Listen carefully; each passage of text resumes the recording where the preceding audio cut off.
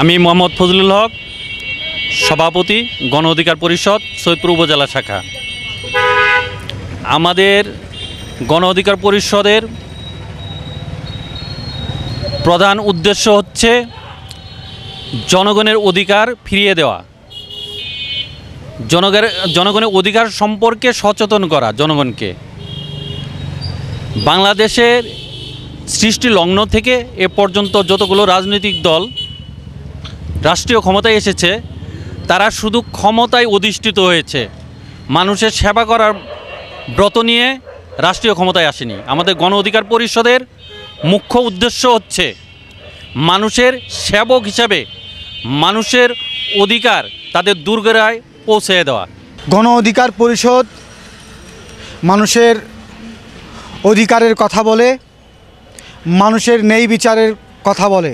গণ অধিকার পরিষদ মানুষের যে গণতন্ত্র আছে, এই দেশটা, এই রাষ্ট্রটা যে একটি গণপ্রজাতন্ত্রী বাংলাদেশ সরকার, এই যে শব্দটা প্রজাতন্ত্র মানে প্রজার সরকার, কিন্তু আমাদের দেশে ম্যাক্সিমাম দেখা যায় যে যারা ক্ষমতায় আসে, যারা সরকার গঠন করে, তারা ক্ষমতায় যায়, তারা প্রজার সরকার গঠন করে না। ইনশাআল্লাহ আমরা গণ অধিকার পরিষদ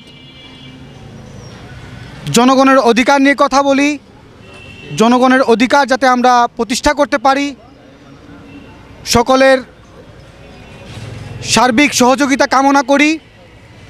সবার কাছে উদাত্ত আহ্বান থাকবে, আপনারা বিপি নুরুল হক নূরের হাতকে শক্ত করে বাংলাদেশের মধ্যে বিপি নুরুল হক নূরের সরকার কায়েম করবেন ইনশাআল্লাহ।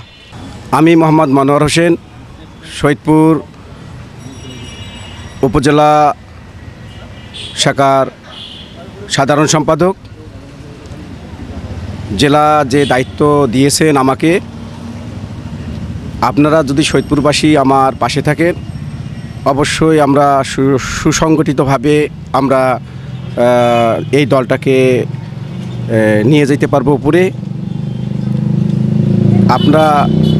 আমি একটা আহ্বান জানাবো আপনাদের, আপনারা আমাদের পাশে থাকেন, আমরা সবসময় আপনার পাশে থাকব।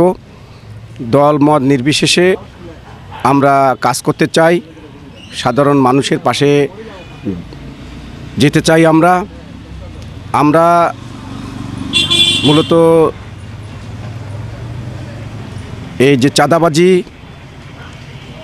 মাদক এবং যে অন্যায় এগুলো হচ্ছে, এগুলোর বিরুদ্ধে আমরা সোচ্চারভাবে আমরা কাজ করতেছি। আমরা এগুলোকে প্রতিবাদ জানাই এবং আমি আশা করব আপনারা এই সৈয়দপুরবাসী, যেখানে অন্যায়, যেখানে চাঁদাবাজি, যেখানে মাদক, আপনারা আমাদেরকে অবগত করবেন। আমরা আমাদের এই উপজেলার পক্ষ থেকে আমরা যারা আছি দায়িত্বশীল, আমরা অবশ্যই সেটা প্রতিহত করব এবং প্রশাসনকে অবগত করব। এবং প্রশাসনকেও আমি একটা জিনিস অবগত করতে চাই, আপনারা আসলে কিছু এলাকায় সৈয়দপুরে মাদক সেবনে আমাদের যুব সমাজ ধ্বংস হয়ে যাচ্ছে। এই যুব সমাজকে বাঁচাইতে হবে। আপনারা মাদককে না বলুন এবং মাদক যাতে সেবন করতে না পারে তার বিরুদ্ধে আপনারা আইনি ব্যবস্থা গ্রহণ করুন।